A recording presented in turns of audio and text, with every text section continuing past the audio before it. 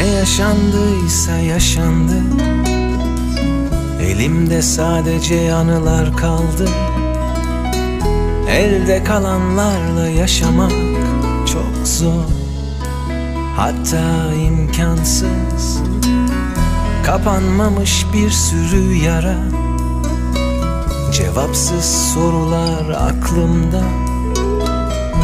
Oturmuşum bir köşede, merak ediyorum.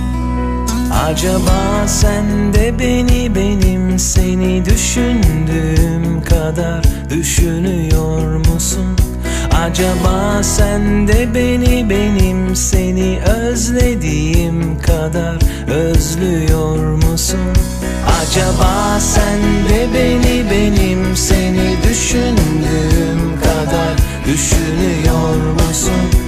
Acaba sen de beni